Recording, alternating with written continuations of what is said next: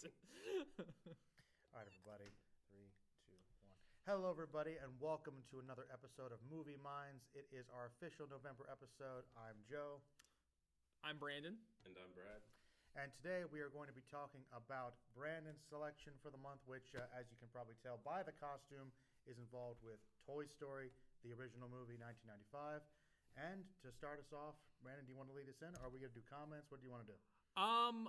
I can lead us in. I have a lot to talk about, but I don't want to take over. I should say, since Joe did mention the costume, this was kind of inspired by two things. So as you know, we each rotate our monthly picks, and I remembered that for Halloween, my wife and I were going as Woody and Jessie.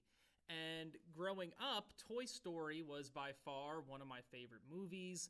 We've done 2 horror movies, and as you guys know by now, I am not the horror aficionado. But I'm learning. I learned a lot from these 2 great men. And so I had to pick something that I could actually talk about. So I picked Toy Story, and I was so excited to put on this costume. If you can't tell, I am Buzz Lightyear. No, I'm Woody, of course, Sheriff Woody. So I thought it would be a great, wholesome family film for the month of November, given Thanksgiving, and kind of get us a little out of the horror, Although it's interesting you bring that up, because in a way you could make the argument as a transition, there are some potentially horrific elements to Toy Story as well. Mm-hmm. There's a flare of horror and some pretty horrific. Big terrifying existential ideas perhaps in there somewhere. Are you referring to a Mr. Sid Phillips room? I think that's probably the most obvious example. Yeah, definitely. Yeah, but there's some. The movie goes to some dark places. It's heavy, but that's also why it's wholesome. It's not afraid to take chances. So probably one reason you like it, I bet.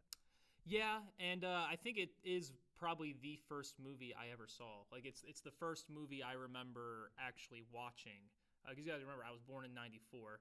That movie came out in '95, and I can remember, from the time I was probably 2 or 3. So I probably remember watching it for the first time in late '96, early '97.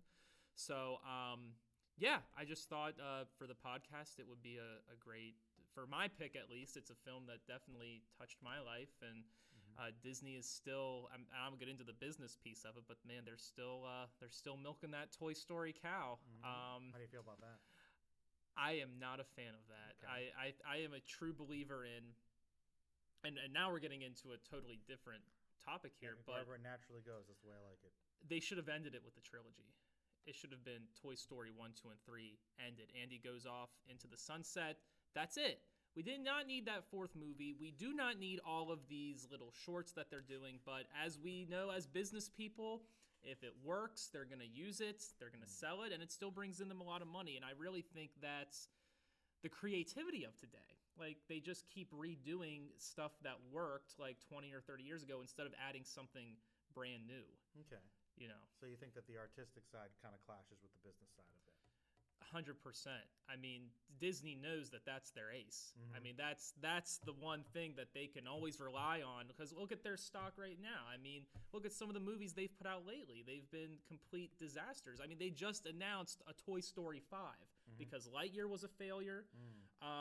The Pixar, the Turning Red, I believe, did not do as well as they thought. See, you probably don't even know what that is, do you? I've heard of it, but I didn't see it. I'm behind on Disney movies.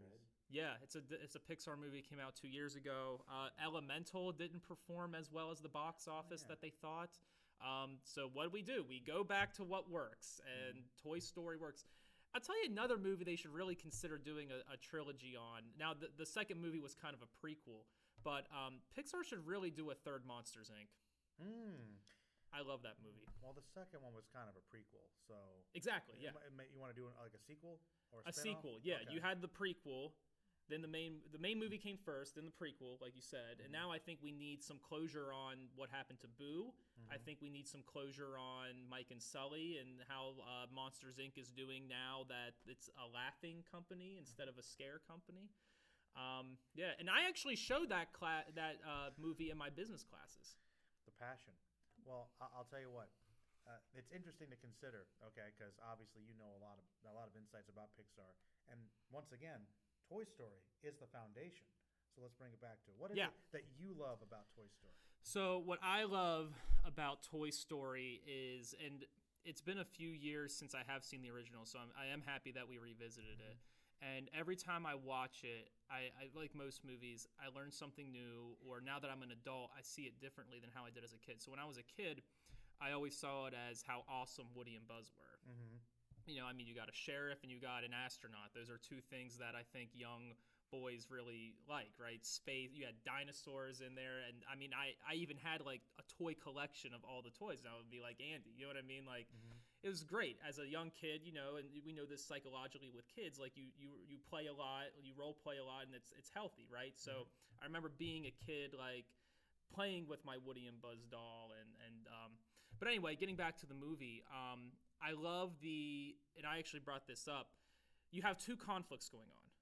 You have a conflict of Woody not being the main toy anymore, right? When the new Buzz Lightyear comes in. But then you also have Buzz that has an internal conflict. He doesn't grasp until the end of the movie that he is a toy. Actually, that commercial that Sid's father is watching. Not a flying toy. Love it. Love that part. And so it's kind of like you have these two conflicts going on within one movie. You're kind of getting a two for one in a way. And then I love how Pixar, with their Pixar magic, just brings it full force at the end. They both are in this problem now, being stuck at Sid's room. How are they going to get rid of their differences and get through it? And I think it's a beautiful film of friendship.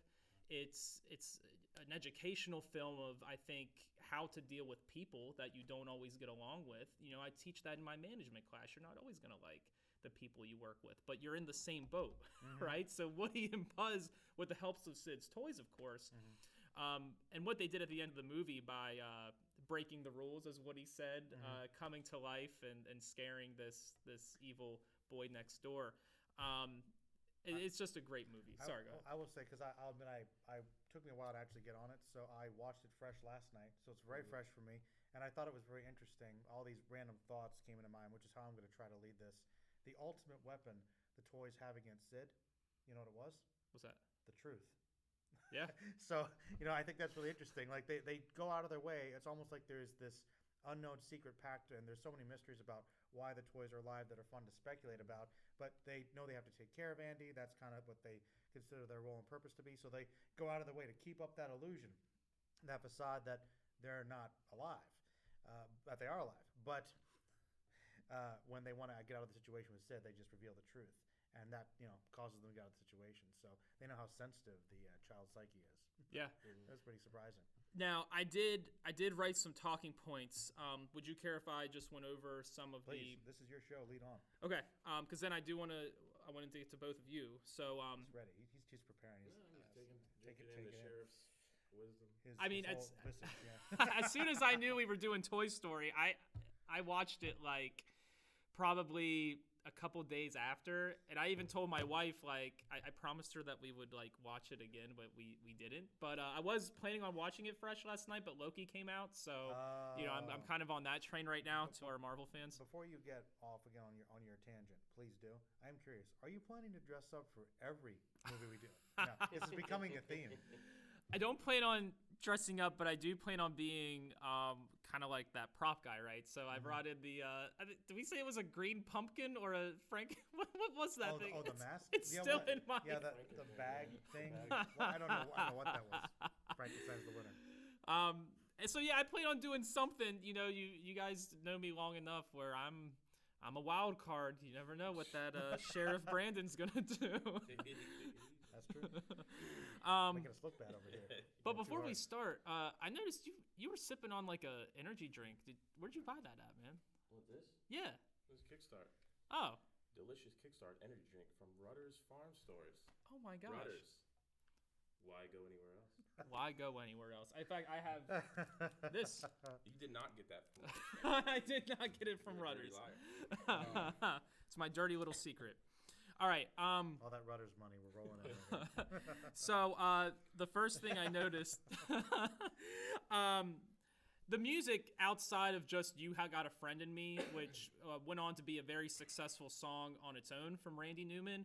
The soundtrack to the movie is great. I love sound, and the music just falls in line with the movie so much. Like, my favorite scene from the movie is at the end when Buzz is flying, and what he says, "You're flying," and then Buzz goes, "This isn't flying, it's falling with style." But the da-da-da, da-da-da, I love that. Very So uplifting, yeah. yeah, it's my favorite favorite Disney scene of all time. That is my favorite right there. Okay. When because that's when they truly, like, they did it. You know what I mean? The rocket's gone, they're flying. Like, it's amazing. I love it. Wait a minute. I just lit a rocket. Rockets explode. It's too late. Then like the music picks up. Like, great. The only soundtrack that would be better than Toy Story, I think, would be Hunchback. And I know we've discussed this and that. I've never seen it. Oh, Really? What's on the Okay. list? We're gonna have to. All right. I never noticed Andy and Molly shared a room, but I guess that's why they're moving out, right? Yep. Not enough room at their house. Amanda and I noticed that last night. Like, oh wait, they share a room. There's some things going on behind the scenes there. Some issues. Yeah. You know. Very creative in the fact that there were other famous toys. In fact, I think Rex even says, "I'm from Mattel," and Mr. Potato Head's like, "I'm Play School." And then if you look up, the Mr. Potato Head franchise was Play School. So I thought that was really creative how the people at Pixar, by the way, John Lasseter, the director of this movie, and Steve Jobs, I believe at the time, was he was behind Pixar as well, right? He was either CEO or head. He was the head of the company. Yeah, I know that. It was like an offshoot of one of his things. Like, yeah, I invest in what you guys do. Do it. Yeah. Innovate. Fun story about that, too. When Michael Eisner left Disney and Bob Iger became the CEO, I read the Bob Iger autobiography a couple months ago. That was huge when Iger was able to rekindle that relationship with Pixar, because Eisner and Pixar kind of butted heads. So that's a whole different discussion, though. That honestly, you can make an argument that saved Disney when they acquired Pixar. But yeah. Now, Pixar is known for Easter eggs, and we see this in the film. If you look closely, when Woody is talking to the toys for the first time before the birthday party, Tin Toy is one of the books. And those of you that don't know, Tin Toy was actually the first short, I believe, from Pixar. And the author of the book in the bookshelf is John Lasseter, who was the director of the film. I love that. So every Pixar movie you watch, look out for those Easter eggs, because they like to drop them in there. Something else, if you notice, because this is a historical piece of the movie, first 3D animated film ever, all of the kids have the same facial structure as Andy. So it's like that 1995 computer, like back then you're like, oh my gosh, this is so detailed and so like great graphics, but when you look at the film now, it's like, well, no, that's just Andy multiplied by like 10. Oh, I love this part. Don Rickles, by the way, great job voicing Mr. Potato Head. May he rest in peace. But bed sheets. Who invited that kid? When they're going. Who invited that kid? There's some zingers in this movie for sure. Yeah, that Potato Head is a real jerk. I think he's kind of an antagonist. Yeah, in the movie. he's horrible. He's a horrible person, right? Yeah, he is. By the end of the movie, I'm like, when they're coming in, they're in the moving truck. I was like, that Potato Head's got to go. They try to murder him. He's so quick to turn everybody against everybody. Quick to turn on his friend. Yeah, it's kind of scary. Yeah, you notice that too. He's a sadistic psychopath. A little bit, because there's almost the way they kind of play with the Mr. Potato Head expression every time. Like he likes to egg on Woody, because obviously Woody's got the weakness because he feels insecure, but Mr. Potato Head sees that and plays on it. And at the chance it comes to take Woody down, like, it makes it seem like it's for everybody's benefit. Like, oh no, he killed Buzz. Doesn't even give Woody a chance to explain, really. Yeah. So yeah, I'm glad you pointed out. A secondary antagonist in the movie, okay. Mr. Potato. Yeah, absolutely. Are you referring to toss him overboard? Toss him overboard. Yes. Buzz references Zurg. This is the first time we hear about Zurg, who made an appearance in Toy Story 2 before we even know who Zurg is. So they kind of explain in the movie Lightyear that I guess Andy watched a movie called Lightyear, and that's how they got so that's kind of a prequel to how Buzz Lightyear happened. But So they're kind of like foreshadowing. Like there's this Zurg character. You have no idea who he is, but he's referenced to multiple times throughout the film. So if you see Toy Story 2, Zurg is one of the antagonists in that movie, along with Al from Al's Toy Barn, and of course the classic Stinky Pete Prospector. Sorry, did you look like? No. I'm just taking impressed all by that. your Diatribe? Like I said, I love this film. There's a Mickey Mouse clock at exactly 14 minutes 21 seconds. Oh, there's your timestamp, people. We do have to read comments. Do you want to save that at the end? Sure, we'll say that towards the end. Yeah, Okay. We got plenty to talk about, I'm sure. I liked. Let's see. Because some of this stuff I've kind of already mentioned. Speaking of Potato Head and being a jerk. As soon as Buzz is opened, he does the talking because Buzz is a tickling toy, and this is at 17:12. Potato Head says, "Woody's soundbox sounds like a car ran over it." Yeah. He's so quick to So mean. get Who off. who makes Potato Head? Mr. Potato Head? What company is it? Play School Is it Play School? with a K. Is that the same that makes Barbie? That's Mattel. Yeah. Because I was reading something about the licensing for that, and maybe I'll talk about this in a minute. But there was a scene they wanted to use Barbie, but they couldn't get the licensing for Barbie or the G.I. Joe, so you get the generic whatever it's called. Combat Carl. Yes. Now later, when Toy Story was successful, they said, I think they used Barbie then. And later, Ken, yep. In the stuff second like and that. third. But there was actually, let's go ahead and put this in here. There was a scene that was written originally where Barbie was going to save Woody and Buzz from the kid's house, lead a like a raid type thing into the house to save them. Oh wow! But they couldn't get the licensing to use Barbie In this 1995 film. Yeah. Wow. Mm-hmm. Awesome. One of the writers on there. Just going to talk about it because I noticed this as I was and we'll get, I don't mean to cut your list. No, off, you're but not. I noticed I was watching it because I hadn't seen Toy Story since not long after it came out. Oh wow! I saw Toy Story 2 a few months ago with my kids, which I think is I actually like a little better. I think Toy Story 2. My wife thinks that too. But as I was watching the credits, I'm just trying to take everything in, stuff in the background. I noticed the toolbox is Binford Tools. It's because of Home Improvement with Tim Allen. But I saw the name Joss Whedon. I'm like, I know that name. So Joss Whedon later, I really like Buffy the Vampire Slayer series, wrote that. So I was looking into that. He had written in, he wanted some kind of more feminist thing, more dominant feminine character. So he had written that Barbie thing in there to lead the raid, but they couldn't get the rights to that. I thought that was interesting. Why didn't they have Bo Peep lead the raid? She probably could have. She's got some pull. I don't know. Yeah. She's a little too disinterested in anything that's not Woody related, I guess. Yeah. I don't know. I will say, speaking of the Bo Peep character, and I guess that's why I'm not a big fan of Toy Story 4. I'm a big fan, yeah. Jessie makes a lot of sense for me as a feminine dominant character. I love that they did that in Toy Story 2. I think they were really reaching with Bo Peep in Toy Story 4, changing the personality. I don't know. I just felt that to me that was lazy writing. I feel like they should have just brought in a whole new character. Again, she's gone.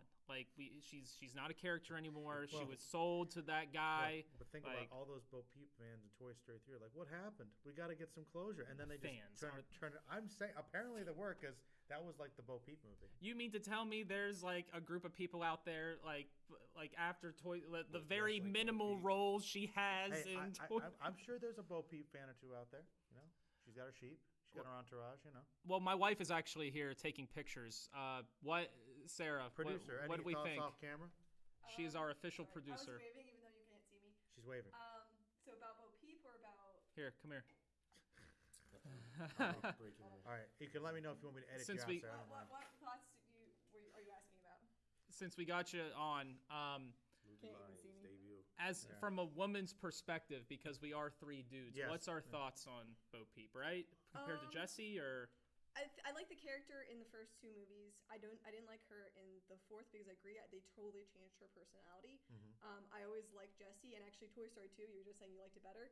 that's actually probably my favorite Toy Story movie. That's the one that came out that I remember when it came out, and so I remember just watching that one a lot more. That's a good point. And Yeah, so because I we always- saw that in theaters. We were, I remember seeing that in not theaters. together, Like, but yeah, we were young. we didn't know each other We yet. didn't know each other. But no, I remember seeing it when I was very young, and it was the one that I remember coming out, and I remember loving it, and I remember loving Jessie's character and thinking Yeah. she was very awesome. Cool. And I've, like I said, never really fully connected with the So rest of the much so characters. that you dressed up as her for Halloween, I right? dressed up like Jessie for Halloween this year. We can put something on the Movie Minds Instagram, maybe. Like Yes, put I that can do picture that. on I the. can do Sure. Yeah, but I need to watch Toy Story 2 again because I feel like a lot of times I hear that's a lot of people's favorite, and I only saw it once, so I need to rewatch Toy Story 2 at some point. 1950 at 19 minutes 50 seconds, you can hear Woody say in a very sarcastic tone, "That wasn't flying. That was just falling with style." Because remember, he grabs the plane and like flies. Everyone's Goes like, around like the loop, yeah. yeah, and it's so fake. Like he obviously was. Well, it's really interesting, and I don't know if you guys have a theory about this because it's something I never really thought about until this particular viewing. Is that it's really interesting how all the toys know that they're toys, and it's never really established like if they went through a similar thing and nobody's talking about the process. Like, why does Buzz seem so convinced about his own backstory of who produced him rather than the fact that he's just a toy? But he believes it so much, they all kind of go along with it a little bit. Like, they start to kind of believe it because he's so charismatic. And I was wondering if you guys had any theories about why that was. Because it just seems like it's kind of interesting and unusual to me. It might tie into one of the themes, I think, in the movie, but that's more of an abstract thing. So if you guys thought about that at all, I thought it was interesting. Do you want to take? I have a thought. Do you? No, think about this. My theory on that is when they're because Buzz really is kind of like a baby, right? Because he was just made or born, right? So my theory is like because even what's interesting too is that in Toy Story 4, Woody doesn't even remember being a part of Woody's Roundup. So I think like maybe when they're first born, they think of themselves as this character that they are, but then they quickly realize after love and playtime, so to speak, that okay, we are just toys. Well, that makes sense, but then I kind of wonder why nobody is prepared, especially Woody is a lot less understanding. Maybe it's because he's so overtaken by jealousy, he doesn't think that, okay, he needs to guide Buzz in. He's like, oh man, he's just jealous of the new toy. But remember though, Woody's kind of like an old man because you find out in Toy Story 2, he's from like the 40s or maybe even earlier, like like Howdy Doody days. I think he's supposed to be like a Howdy Doody puppet. I think it has to do a lot with toys get their identity from the children that they belong to. So, he's fresh out of the package and hasn't gained that identity yet. So he's his own thing Through his connection with Andy. And so even what's the bad kid, Sid? Sid. His toys are all misfits, mutant things. So Just reflections of him. So they gain that identity. So I think it might be something like that.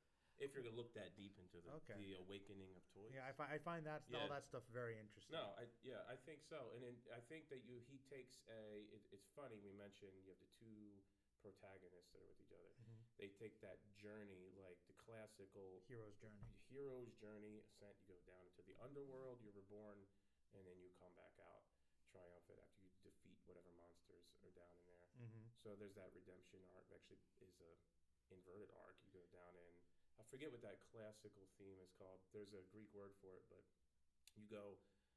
the hero goes down into the underworld, fights a dragon. There's like the belly of the whale or the beast saves in the his cave. father, like Pinocchio saves his father from the whale. You go down into hell, Hades, and you come back up. And then he's aware of himself fully, I think, at that point. So, yeah, I think it's interesting, but the self-awareness is manifested in relationship to the owner, to the kid. And they go not into the moving truck, they go right into the car. We're not aiming for the truck. We've got better goals. We're getting right to the Andy. apotheosis of Woody and Buzz, right into that's a great word. so right into there, and then they're there.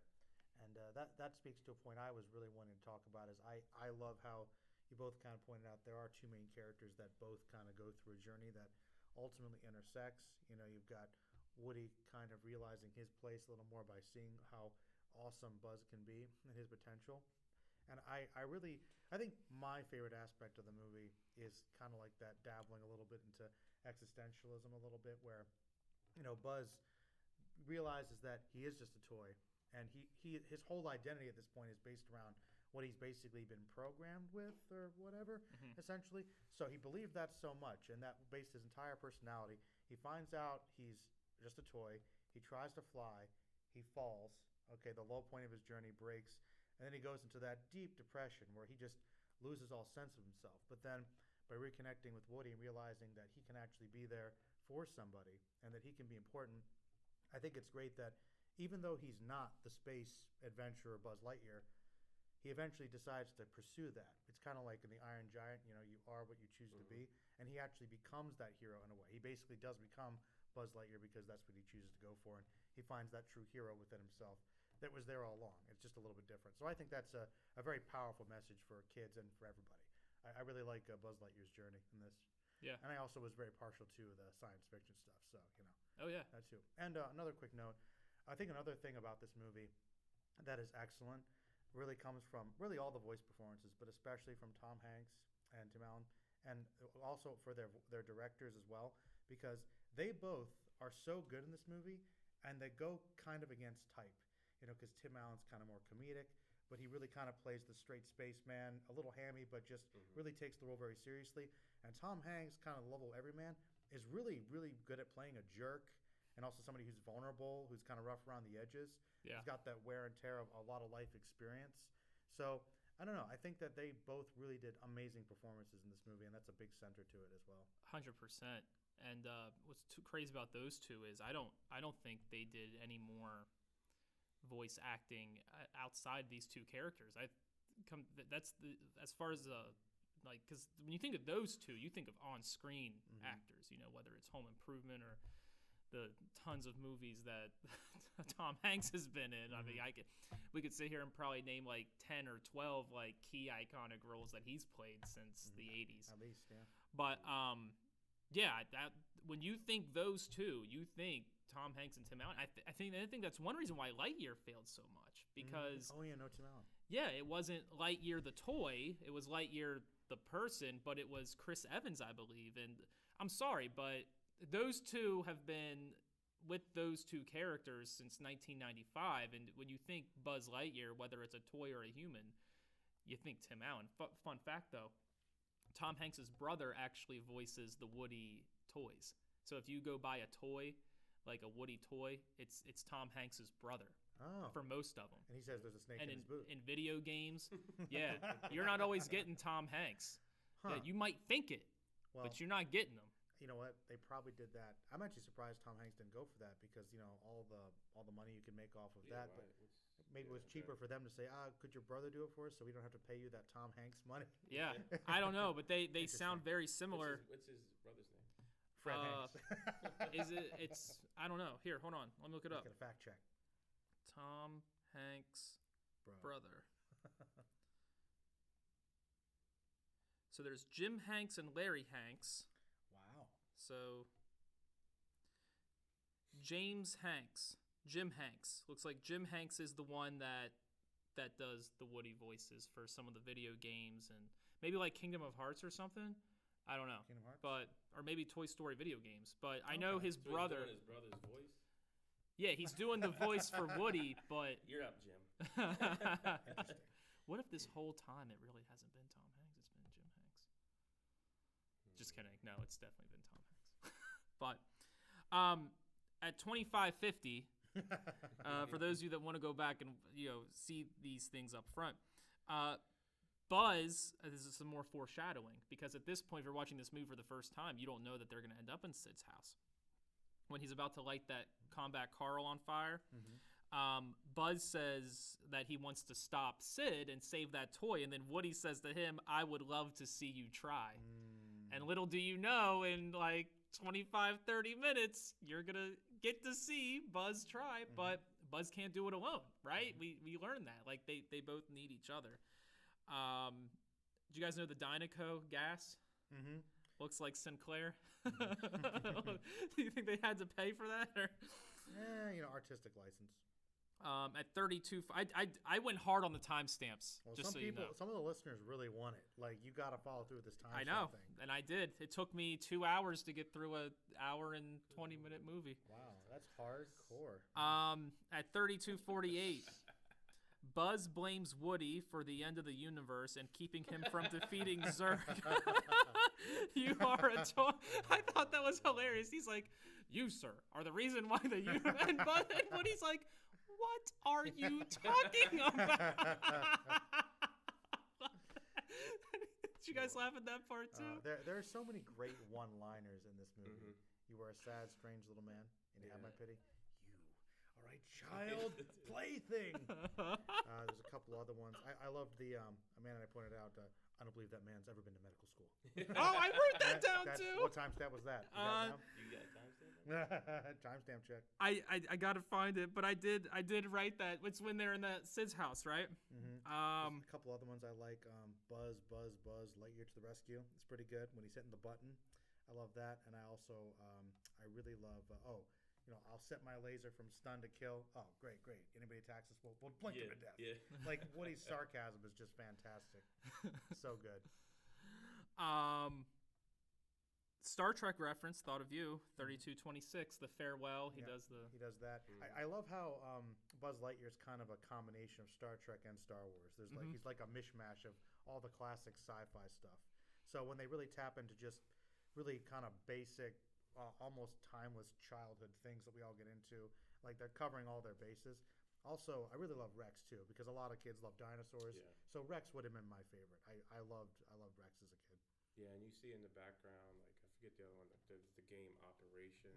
Those different games, which I wonder if kids play like that anymore. Candyland. Or play with toys, Candyland, which I loved. I had that little shark thing, the one. Really? When I was very young, I got one of those. I had a lot of toys. I'm Woody. But I wonder now, like I love was it. My dad too, likes that. Like that wasn't that. I guess it was, but it wasn't that long ago. But there's a new era. Like, do children? I don't know. Look, what a boy, like you said, you're a boy. You got all your toys in your room, and you play with that. Like with the introduction of more like cell phones and screens and those kind of things. Digital, yeah. Are you losing that? Do you lose that? Yeah, on that note, actually, Brandon, I know Toys R Us took a big hit a long time ago. Did they officially go out of business? I know that actual physical toys, maybe it's because of Amazon. I don't know. Are they less? Is Toys R Us did that? So, out of business?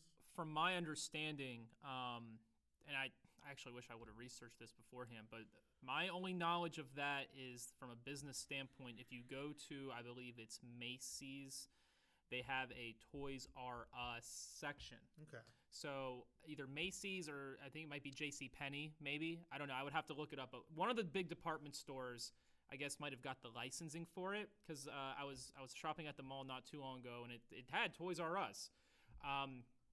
But from what I read an article a couple weeks ago, I think they're coming back. Oh, really? I think Toys R Us is going to be making a comeback. Because of Toy Story, making that comeback. Yeah. Yeah. But to your point, there really isn't because there was KB Toys, there was Toys R Us, there was your local department stores. Hummelstown, Toys on the Square. Still exists. Yeah. Still exists. Very expensive though, but cool toys. It's a niche thing, you know. Do you ever shop there? You're from Hummelstown, Sarah. I've been there. I shopped there before it was Toys on the Square. So before it was Toys on the Square, it was actually a fabric store that my mom used to go to all the time when I was a kid, and they had discount fabric for like really, really cheap. So my mom used to go there all the time and get fabric and make clothes and stuff and curtains and. Cool. New location too, right? Yeah, not Toys on the Square, not on the Square. They moved it. They moved it to because Rose It's Pharmacy. still called Toys. Rose Yeah, Pharmacy- it's the like one there's two pharmacy- signs. The one pharmacy went out of. Well, they closed. They like retired, and the Toys on the Square is moving in there. Local updates, people. By the way, that pharmacy, Sarah and I first started dating, one of the coolest pharmacies I've ever been in. Where's that at? In Hummelstown. It's not there anymore, but they had so many cool All right, toys. This is a new concept for me. A cool pharmacy. What is a pharmacy to be cool? It was a nice. I'm just picturing I like kind of know what slides you of pills. mean. I've seen some cool like toy wise. Yeah. Like the toys in the Yeah. pharmacy. Okay, It was okay. Nice. It was nice. Yeah. You couldn't. No, let's be real. That one in Hummelstown, you couldn't just market that as a pharmacy. That was a department store, toy store, convenience store. Do you remember Hills? All in one. You ever seen the Hills? I don't think so. Not familiar with Really Hills. in the 80s into the 90s. I know I grew up in York, so there's one in York. So they had that was a big department store, a lot of toys in there. They had kind of like a cafe at the front. You get food there, one of those kind of deals. And so it reminded me of that. Was it local just to York, or was this a national they were in chain? PA, out towards Pittsburgh. I know they're out in Pittsburgh, all around there. You had Hills. Okay. Kmart was around, J.C. Penney, Sears, all those. So I remember buying toys like I know what you're talking about with like a cool pharmacy and toys, because you go to the toy section, some of the pharmacies like pretty beat. Mm-hmm. You're not getting anything cool. No. Or you get like the rip off He-Man that's not really Oh. I'm so happy you mentioned this company. Can we just say rest in peace to Kmart? I loved Kmart, man. There was nothing like. My first job was at a Kmart. Wow. I was a cashier at Kmart. Oh. Nice. I remember The Kmart. blue light sale. Yeah. Those blue There you go. lights. Let's see what else we got here. I love, by the way, I just got a new iPhone, and I love that I can just put my face up to it. And the next feature needs to be a hello, Brandon. I can't do that, Brandon. Open the door. I'm not going to. I really found this interesting. At the Pizza Planet. Welcome to Pizza Planet. Yeah, at that very same scene at 3528, by the way. The people in the window, like they just look, they're motionless. Like there's just the graphics of them. Like if you go back to that scene, it's like the kid walking in, but like the people in the restaurant are just sitting there, like. Oh, they're completely still? Yeah. I didn't notice that. That's that 90s animation, though. Like limited, they're like pictures. They're like pictures of people. Mm-hmm. You know what I mean? But they're supposed to represent real people eating at Pizza Planet. Mm-hmm. Sorry, go ahead. No, I think that speaks to how skillful it is, because I mean, there's so much going on that when they had to cut back, like that's not, your attention isn't automatically drawn to that. You're looking for it, so that's pretty good. Yeah. I never noticed that. In the movie, there's almost no real people except for the little boys and the little girls. Some stuff in the boy background. and the sister, like you'd have your boy and sister, the good boy and sister, Sid and his sister in the bad house. You see the mom briefly. They're here and there, but it's like that's the only real. The parents are there driving. The parents do this. People are doing other things, but that's the only, people with a face and an identity that are active. Yeah, that's actually probably the only real, like technologically speaking, I think the original Toy Story holds up really well. But that is the one limitation of the animation you can kind of see is, and I forget exactly where I heard this, but I guess because of the limitations of the software, that's why they decided to base it around toys, because they're so stiff essentially, but they can focus on the polish, the lighting. But if it comes to something that's a little more limber, like you notice a lot of the humans, or I think the dog looks kind of rough. Looks a bit. It's supposed. Scud. The Scud looks a bit rough. He's a bit stiff looking. So they hadn't quite perfected that, which is why the main focus is on the toys, which still look great. Toys look really good. The toys look amazing and hold up well, but the ones that are a little more biological, they're a little more limited. You want to know another fun fact? I don't know if Lotso Hug and Bear from the third one was going to be in this one. Nice reference. But they could not do any plush toys because of that. So that's why you don't see any stuffed animals or anything like that, because they didn't have the technology to make it look like a teddy bear or something. Another aspect of technology, one of the toughest things to animate, apparently with CGI, clothing. So a lot of times you won't see a lot of the flapping clothing, and also for lots of Hug and Bear probably, hair. Like fur is really hard. That's why up until recently you wouldn't see, that's what I'm saying. Like Planet of the Apes movies, it's really hard to get all the fine details of all the individual strands and make it look realistic. So you're right. That's probably why they pushed him off. But that's another reason why they can go completely out in the left field. If you see some of the old Bigfoot footage, like the Gimli Patterson film, the famous one, some people will gloze in that. The way that the fur, like the hair moves on the thing, like that's really hard to get from like a monkey, like an ape costume. Some of the things, but that's interesting you bring that up, like the movement of hair, because only humans have hair. Follicles like that. So to have that kind of movement stuff, but it's interesting when you go to CGI. A lot of movies it just looks. It's stiff. It doesn't look hard to replicate that, which is interesting. Like that is so hard to replicate. Maybe it's because it's so detailed, but it's a good point. But that makes a lot of sense too, because even if you play like PlayStation 2 compared to like PlayStation 3, like I loved Guitar Hero growing up. Like the one guy has like slick back hair. He's like a little strand coming down here. but it doesn't look like individual pieces It's of like, hair. it's like a solid block Yes. hanging down. Yeah. Yeah. And the hair is just, it's completely stiff. Yeah. If you see like a newer console, it would look almost like live action. There's some of the really good games for their cutscenes. Totally. Yep.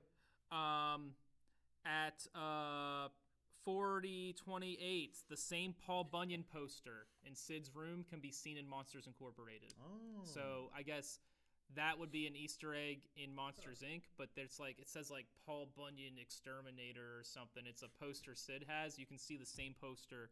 What's that band in his room? Megadork? I think it's supposed to be Megadeth. Yeah. Megadork. Pretty good. Yeah. Amanda was asking me, "Is that a real band?" Like, I don't think so. I think that's a Dave Mustaine reference. Oh yeah, here's the medical school one. That's at 4040. I wrote that. That was I don't hilarious. believe that man ever went to medical school. I think you might be right. Attention, doctor. Looks like we have to. Perform some surgery, man. I wonder what Sid's been watching because he's talking about interrogating people. Like, where are your rebel friends now? Yeah. I actually, I figured that out. Oh, you it's, did? it's coming. I'm happy you mentioned it. Okay. I figured that out. 4640 was when Buzz sees that classic commercial you were referencing. Also, shout out to Al's Toy Barn because they say in that commercial, available at Al's Toy Barn. I love how, but that's why these guys are getting paid the big bucks. World building. Yeah, exactly. Yeah, world building. Yeah. Yeah. That's and they didn't. I mean, I can't. It's hard to believe. Like, we don't know what they were thinking at the time. I guess maybe we know from some of the behind the scenes stuff. But just imagine you're putting all this time and effort and money and pouring your heart out to try to make this good kids film, and it might not have picked off. But they were thinking, if there ever is, maybe there's something we can do with Al's Toy Barn. Maybe we can go there. So it's subtle hints that. I mean, it worked out that that turned out to be a reference to stuff in the future. That's so good. Yeah. Big bucks. The Disney money. Well, not at that time. Pre-Disney Disney, yeah. So for those of you that don't know, because I talk about like licensing and franchising with my students and stuff. So Disney handled the distribution for this. Pixar was the one that created two separate entities at the time. And then, as we know, after I believe it was Ratatouille in 2008. That's when Disney officially bought out Pixar, right before Steve Jobs' death, actually. And I know you said that that's kind of what saved Disney.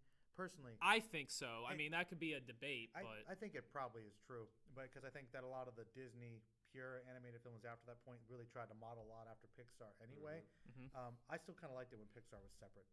Oh, totally. I like thinking there was a separate entity that was not. But that's a whole other thing about Disney taking over everything and monopolizing. So that's another conversation. But I think that also goes into like Iger's one reason why he's so valuable as a CEO, because that was all under his watch, right? Like Disney had like Home on the Range, Chicken Little, like just flop after flop, Meet the Robinsons, and at the same time, Pixar was producing Ratatouille. Cars, the first Cars, not the second or third Cars. And I actually think, honestly, getting back to what you were saying about Pixar being its own separate thing, I thought the movies were a lot better when it was just Pixar and no Disney touch. Like if they were two separate companies, but I mean, I think Pixar would have took over that market share, 100%. Probably because those were their best films. Like with Disney, I mean, it helps that they had the Disney name with it, but they didn't like need it though. no, totally not. I wrote this down. Made in Taiwan. If you look at Buzz's, and then earlier in the film, I think it's Ham that asks him, "Where are you from? Singapore, Hong Kong?" He was from neither of those places. He was made in Taiwan. I thought you guys would find this funny. Clearly, Sid's dad loves to bowl. He's watching the bowling championship, and then Woody gets hit with the bowling ball. There's other things too. So Woody's last name is Pride. I believe that's what they say his technical last name is when I looked at the research on this. And he is a very prideful character throughout the film, which I think is both his downfall as well as what makes him a strong leader. And I don't have a timestamp for this one, but he admits to Buzz for the very first time because he realizes, I'm in a lot of trouble. I'm going to die here. Buzz is going to die too. And he finally admits to Buzz that he needs his help. And that's the first time I think Woody ever admits to anyone throughout the film that he needed help. Also, in addition to that, when he's trapped in the box, I love that at that point he's like, he kind of realizes, Buzz is great and I've kind of been terrible. I made a mistake. I love that moment where he actually kind of is purely selfless there. Then like, you know what? Andy needs you. Go ahead, make it. Leave me behind. Like he's given up, but he's at least has that hope that Buzz can do something good. And there's that little hint, oh, Buzz left. No, Buzz is the hero now. Like, I'm not going to leave you behind, Woody. Like, that is such a key moment. It's just great voice acting, great animation, too. All the subtle details in Sid's room with the crate. And I even like his little work shed with all the paint and stuff from explosions. And I think it's kind of interesting to see that Sid obviously has some problems, but we see that there is some creativity there that's been warped, basically. And we see elements of that throughout his room. I never noticed the little coloration of old paint and stuff from what he was doing, putting the toys together. Like, it's interesting. It's monstrous. I didn't notice that. What he does. That's what I never noticed that. Yeah, like just on his shed, there's just a variety of different colors, almost like it was used for painting, breaking the toys apart, putting them together. But it's almost kind of pretty in a way. So like there was potential for Sid, and so I think that's kind of interesting too. Yeah. A little detail. Good. Oh, sorry. No. He's like, yeah, good job, Joe. That was good. No. He's kind of got. No, now that you mentioned, I was thinking about it. He's kind of got the Dr. Frankenstein. Like he's an evil genius thing. And he is, like I said, was talking about before. Like it's Woody, his pride. Woody is the one who pushes Buzz out the window, and then they end up over there, and then it takes that. It takes that layer of Sid to bring them out. And it's funny because Buzz is an astronaut. He doesn't really go into space until he gets until the rocket takes him up there. Sid's rocket takes him up into space. So yeah, I think it's pretty interesting. Sid's definitely an intelligent boy. Yeah, he's more clever than the what's the other kid's name again? Andy. Yeah, more innocent. Yeah, he is. But you need that guy. Yeah, to become. You need that difficulty, that force for the hero's journey. Yeah. We got to overcome the monster, which is Sid, to help us reach our potential, which is what Buzz does. He becomes an astronaut kind of because of Sid. Yeah, that's a good point. Yeah. Getting to your thing about the interrogation, he has an Army manual. Yeah, I saw the manual. TM. Yeah, training manual. And if you look at it closely, it says interrogation methods, U.S. government. I don't know if they say the Army specifically, but yeah, you can see it in the back. Yeah, I saw that. I noticed that. And I thought that was cool because, like, by the way, it is Veterans Day, so happy Veterans Day to all of our service members, and thank you for everything you do. And I was in the Army for 6 years, and when I saw that TM, it brought back flashbacks to when I would have to go out and use a training manual to do maintenance on vehicles and whatnot. So I was like, oh, does he have a forklift? What is that? Oh, it's interrogation methods. Okay. Manual for everything. It's in the manual. I can quote it, line D. Yeah. Did you guys pick up on this? After his depression, Buzz, for the first time, calls him Woody. Before that, it was either Sheriff or Cowboy. He never called him by his name. He calls him Woody after he goes through that depression, overcomes it.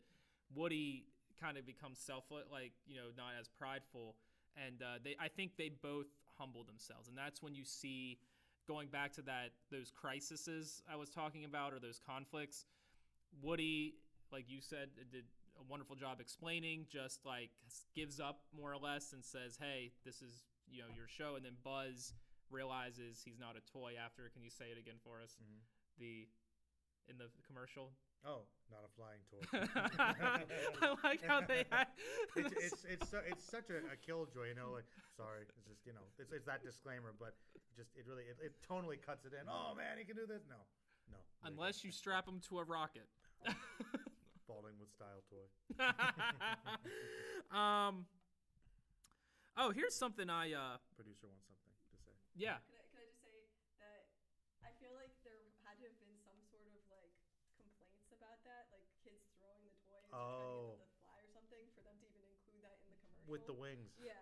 There you go. Another great detail. Yeah. Absolutely.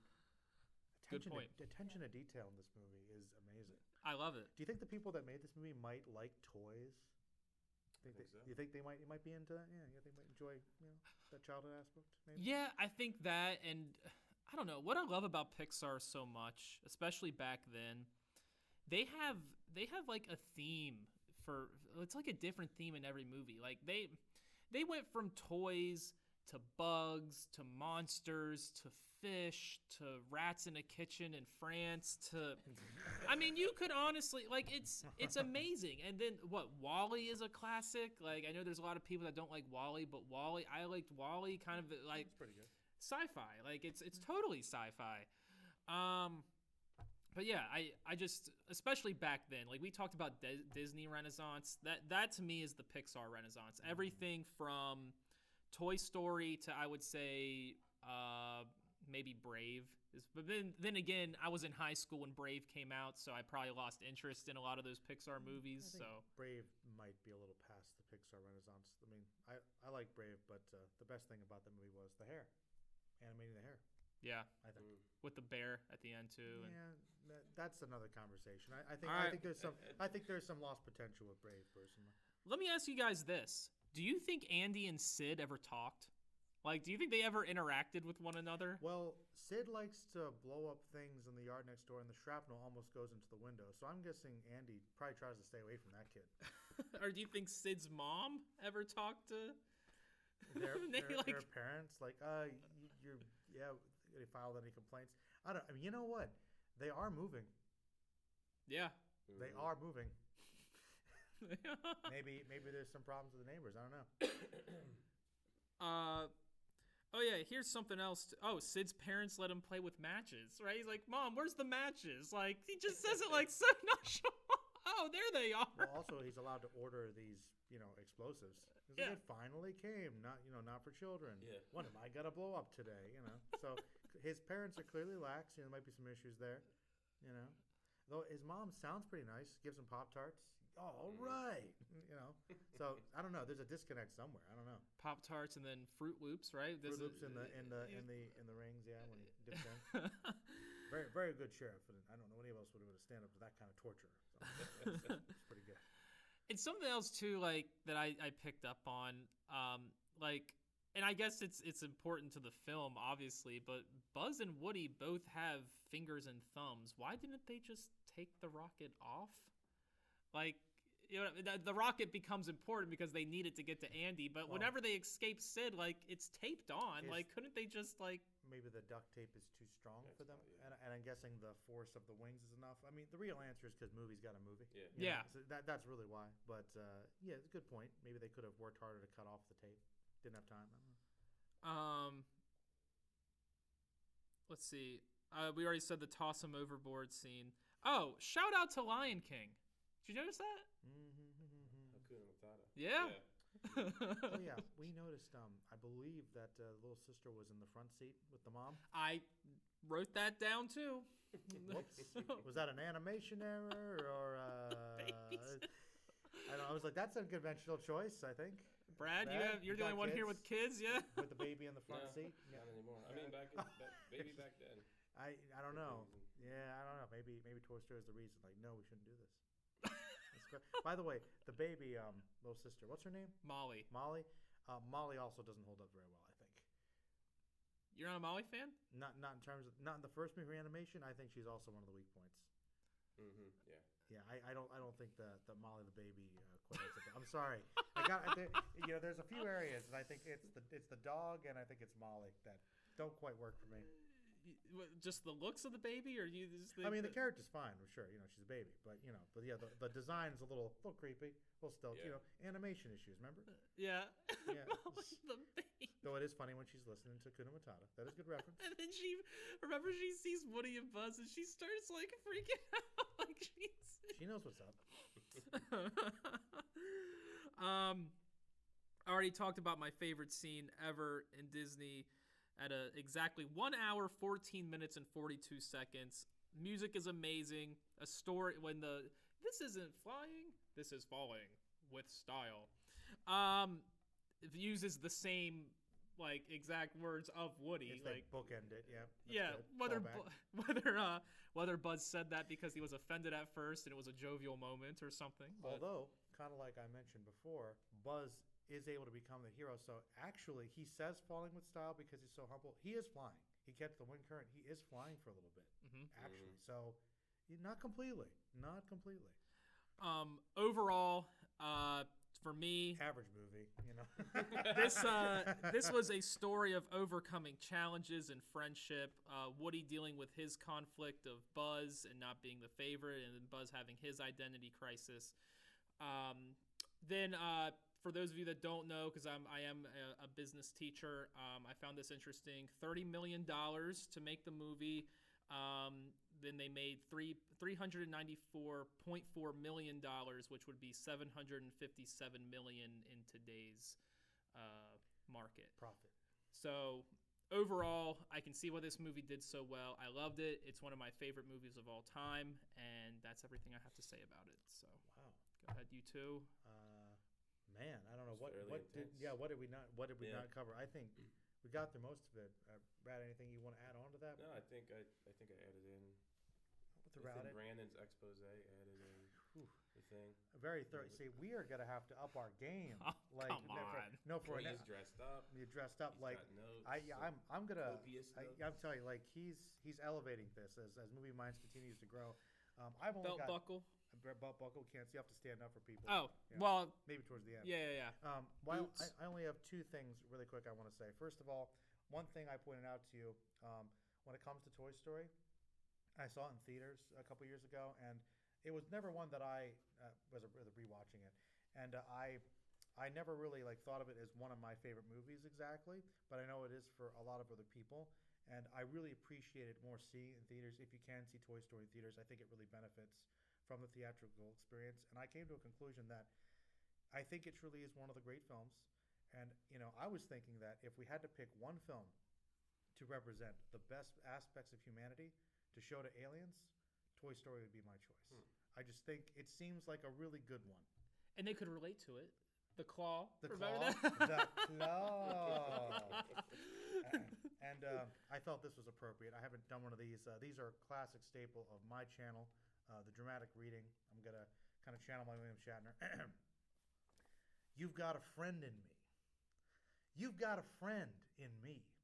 When the road looks rough ahead and you're miles and miles from your nice warm bed, you just remember what your old pal said. Boy, you've got a friend in me. Loved it. Thank you. Very good. Thank you. Could we also, speaking of the aliens and William Shatner, could we also make an argument that the aliens are somewhat of an antagonist as well? Well, he almost escaped the claw room, and they're like, no, we must join. Yeah. They're so annoying. Well, they also, I guess, because they haven't been born yet, they also haven't gone through the process of realizing they're toys. Although, wait, don't they also still think they're aliens in the other movies? Don't they still think they're I think aliens? so. Yeah. They never go through that. The claw. It moves. They end up being the heroes, though, in the one movie. Yeah. Don't want to give away too much. True. If you haven't seen the Toy Story movies. Well, if those were our final thoughts, I know you want to read some comments before we wrap up. Unless you have anything else. Do you have to add. anything to add? Yeah. When did you watch it? When did you find it? Because I knew for a Watch while. it again. Watch it again? Yeah. Last weekend. Okay. Yeah. Did your kids watch it with you? Yeah. They like it? Yeah, they liked it. They liked Toy Story 2 better. Okay. But, because we watched that one, like I said, a few months before. But, yeah, they liked it. Was the baby able to relate to Molly's role? Molly's face. She didn't care for the character. Well, I don't think the character Molly is the standout of Toy Story, to be honest. But she has her place, I love that she starts freaking out. She sees them. They're like hanging on for their lives, and She's Molly's happy. like, she's jovial, she's got that connection, she knows what's up. she really loves Potato Head. Yeah, because she doesn't know how bad he is. Yeah. All right. Comments from the last guys. We actually did really well. We had blew up with this. Yeah. So thank you to all of our fans. We had let's see what we're at right now. If I go to remember Movie Minds Podcast on YouTube. We also have an Instagram page, guys. Don't forget to go to that Instagram page, Movie Minds Podcast. We have our logo with the brain, Movie Minds in the middle. There's a couple other Movie Minds out there, but not as good as this one. So we are at 226 views. for our great episode of Dracula vs. Frankenstein 1931. 36 comments, 16 likes. Wow. So You can actually watch them. And right from the I- soundbite, right? I there. really wish I could read all of these, but we had a little debate going on, and I feel weird like talking about this one because it has to do with me. But I thought the debate was hilarious. So Okay. IH6554 wrote, "Wow, Mr. G, love the podcast and can't wait for merch. And by the way, I'm the #1 fan." And we responded to it, and then this other person wrote in Brandon Fan FC 7BQ wrote, "No, you aren't. I'm his #1 fan. Brandon has been a great bud of me for a while. I'm so honored to be his #1 fan." And then IH wrote back, "You know, don't mind the other comment I said. Mr. G taught me something today, and it was to be a good leader." So that tells me that this person must be in my intro to business class because we talked about leadership 2 weeks ago when this comment was made. No, none of them are me. Truly amp up the views. Oh yeah, there's so much hot buzz from Movie Minds. At there on Diamond 1409 writes, "This podcast is looking great so far. Can't wait till the next one, and happy Halloween. Also, please review the Five Nights at Freddy's movie. It's a second request for that movie." 960 had 3 comments, maybe more, and brought up some great points. I guess my favorite one is love this, especially since I missed the other podcast. I made a long suggestion list for that one this year, and then it got canceled. That list had Dracula 1931 as well as Nosferatu 1922 and The Mummy 1932. Since Dan isn't there, I can suggest Hocus Pocus then. Smiley face, laugh, sorrow, smiley, a lot of different emojis. So, and then I believe you went on to a discussion with this person. Yeah, I know about that. Yeah. So yeah, it's nice that we have some old fans coming back to this one. So thank you for that. I had to pick a comment with this person because I can tell this person really seems to like our podcast. So thank you. This other LF88 wrote usernames right here. Brandon's multiple. Brandon's brain fan #1. "We need a Rudders sponsorship with Movie Minds as soon as possible." So Rudders, Get on I it. mean, we want to work with you. We're giving you free promotions right now. Oh, here's a good one. Kaylee Brizuela 197 writes, "I haven't watched the video, but I can tell it's good. Heart." That's the best comment. I can smell it. It's great. I smell quality. I know it when I see it. I know it when I don't see it. And then the same LF88 also writes, at 36, he was also the one in the last one that wanted the timestamps. So he wrote, "At 36:18, Mr. G probably talks about the most Mr. G thing of all time, the credits." And then he writes in all caps, "Great episode though, many valid takes." So I can tell that people seem to really like what we're doing here. Love working on it with you guys, and 16 likes and 36 comments on the last video. That's more than the first one. We had 13 comments and I think maybe like 10 likes. So yeah, spread the word, guys. If you like this, Keep coming. yeah, Get more costumes. Yeah, you never know what you're gonna get. You never know. yeah. Great job. Yeah, this. Well, I mean, it was a team effort. Yeah, But we really carried this one though, Brandon. Really did. well, thank you. I had to. Well, I feel kind of like I had to pull my own weight on this one because if you listen to the last 2 movies, it was like, man, why is this guy on? Like he doesn't know a lot about these horror films. So with this one, I had to prove to the people like I do watch movies too. Movie Minds 3, Brandon's Revenge. Yeah. Yeah, he's back. All right, yeah, but Yeah. I mean, it was a team effort. Oh, So. of course, and it's going great. All right, everybody, like they said, please like, comment, subscribe, give us suggestions for new movies.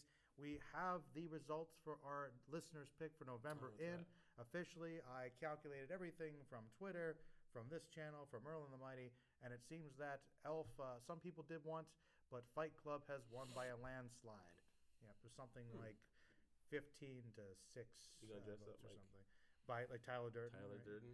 Well, With bruised face and everything, You know, for our listeners, I have been, now that my season's over, I have been back in the gym. Ooh. So I might. We can't talk about. Don't. Take it easy. Yeah. How are we gonna do that? We can't talk about it. Well, here's the thing. If we're not in Fight Club, we can talk about it. Okay. That's how I see it. Someone did ask that, so that's maybe how we get around that. But if you've seen the movie, you can let us know if it's acceptable or not. On that note, look forward to that next time. I'm gonna say goodbye. Goodbye from Brandon or Sheriff Woody. See ya. All right. Bye, everybody. And that's a wrap. All right, good job, guys. Well done, Sir. Sir, just really well done. Well done. Thank you. Thank Brandon, you. that was impressive. That was very good. Really? Really, that. you guys serious? No, really, Thank you really like. We are going to have to up our game without being. Oh yeah, the movie's good. Thanks, guys. We got to do some research. I appreciate it. Yeah. Thank you. I took more. I think having the extra week helped too, because I was able to like. I think it's tougher for me with I don't know, animated movies or something. I don't know to get into. No, I think you did good. I mean, it's some strong themes, so I saw that. So I was thinking about that because if we were going to do a rating, I was like, well, how would I rate? We never rated. Yeah. Well, I didn't say anything. 'Cause you were coming down to the end. Well, technically, wait. This is editing. We're technically still rolling. Hold on. Wait. Anyway, see. Okay. Nope. Sit back down. Totally professional. We knew what we were doing. Yeah. No obvious cut here or anything. Yeah. Anyway. Oh yes. What would you rate this obscure film, Toy Story, to wrap up the episode? Very rare that I do this, but I give it a 5 out of 5. 5 minds out of 5 minds. 5 minds out of 5 minds. Honestly, I think it is a great movie. So I'm going to give it 5 minds as well. I was tempted to take down a few points because of the dog, but this film is truly great. Very quickly, as I was just telling you, I think when I'm thinking about animated films, it's on a different kind of scale for me because you're losing some of the acting. The voice acting is really great in there. So overall, I'm gonna give it 4.5 minds. 4.5 Yes. minds. Just a half a brain at the end there. Okay. Just a little bit. It was almost there. Almost there. But I decided to be nice and give it Actually, 5 I was minds. coming in here. I was coming in hot with a 4. Oh, a Brandon hot 4. talked me up, Hot and take. I was like, yeah, you know what, you're right. And the thing about the aliens, the goodness of humanity, But like it's something no, you're there, right. right? You're right. That was There's something good. pure Yeah. there, right? Yeah. Got half a brain. Because I'm gonna be actually. honest, I used to hate that Randy Newman song. Oh, Oh actually, no, my wait. gosh. I'm sorry. Wait. I'm sorry. Actually, this might be huge, but I just remembered something. I have to give it 4.5 minds. I forgot. I don't like Randy Newman that much. It's really annoying. I forgot. You're right. I do. I think it's iconic, but yes. Thank you for reminding me. Not a huge fan. of it. Sorry. Oh, Sorry. That one that's- song's kind of cool. Where he's I believe. No, but the dog I can forgive. Molly I can forgive. I can't forgive this. I Randy will not. Newman. This I will I not can't forgive. forgive that. I cannot forgive that. So sorry. Been revoked. Turn your Been badge revoked. in. Still a great movie. I almost had him. Still a great movie. If someone said that this is the movie to represent humanity, I'm fine with it. But personally, for me, Randy Newman does tack it down. Thank you for reminding me. And then Well, the that's why I'm aliens here. meet Randy Newman. They're like, Yeah, oh, that's- never mind. Oh, never mind.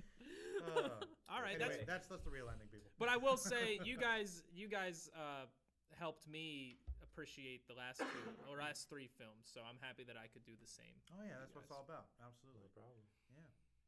There we go. Oh yeah, totally didn't mess that up at all.